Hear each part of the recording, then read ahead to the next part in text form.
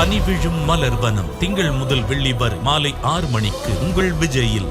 பகுஜன் சமாஜ் கட்சியோட தமிழக தலைவர் ஆம்ஸ்ட்ராங் கொலை வழக்குல 8 பேர் சரணடைஞ்சிருக்காங்க. சென்னை அண்ணா நகர் காவல் நிலையத்துல 8 பேர் வெள்ளிக்கிழமை நள்ளிரவு சரணடைஞ்சிருக்காங்க. அவங்க கிட்ட தீவிர விசாரணை நடத்தப்பட்டுகிட்டு வருது. பகுஜன் சமாஜ் கட்சியோட மாநில தலைவரா இருந்துட்டு வந்தவர் தான் வழக்குரைஞர் ஆம்ஸ்ட்ராங். பெரம்பூர் வேணுகோபால சுவாமி கோவில் தெருவில் இருக்கக்கூடிய புதுசா கட்டப்பட்டுக்கிட்டு வரக்கூடிய அவரோட வீட்டை பார்வையிட வெள்ளிக்கிழமை மாலை 6:40 மணி அளவுல கார்ல போயிருக்காரு.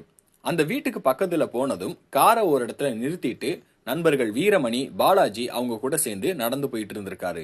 அப்போ 3 மோட்டார் சைக்கிள்கள்ல வந்த 6 பேர் கொண்ட கும்பல் மறைச்சு வச்சிருந்த அரிவாளால ஆம்ஸ்ட்ராங்க சரமாரியா வெட்டி இருக்காங்க. இத பார்த்த அவரோட நண்பர்கள் தடுக்க முயன்றிருக்காங்க. இதுல பாலாஜிக்கு அரிவாள் வெட்டு விழுந்திருக்கு. அரிவாள் வெட்டினதுல தலை, கழுத்து பகுதிகளில் ஆம்ஸ்ட்ராங்க்கு பலத்த காயம் அடைஞ்சு கீழே விழுந்ததும் அந்த கும்பல் அங்கிருந்து தப்பி இருக்கிறாங்க.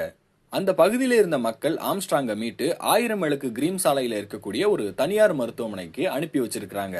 அங்க அவரை பரிசோதிச்ச மருத்துவர்கள் ஆம்ஸ்ட்ராங் ஏற்கனவே இறந்து விட்டதா தெரிவிச்சிருக்காங்க. ஆம்ஸ்ட்ராங்கோட சடலம் உடல்கூறு ஆய்வுக்காக ராஜீவ்காந்தி அரசு பொது மருத்துவமனைக்கு அனுப்பி வைக்கப்பட்டுச்சு. இதையடுத்து கொலை வழக்கில் தொடர்புடைய குற்றவாளிகளை கைது செய்ய 10 தனிப்படைகள் அமைக்கப்பட்டு விசாரணையும் தொடங்கப்பட்டுச்சு.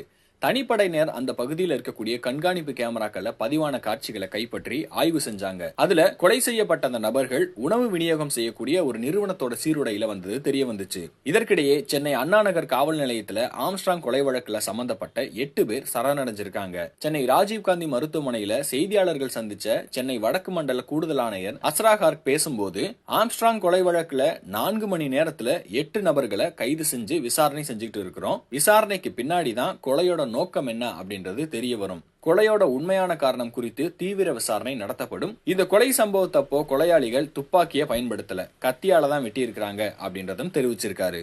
பனி விழும் மலர்வனம் திங்கள் முதல் வெள்ளி வரை மாலை 6 மணிக்கு உங்கள் விஜயில்.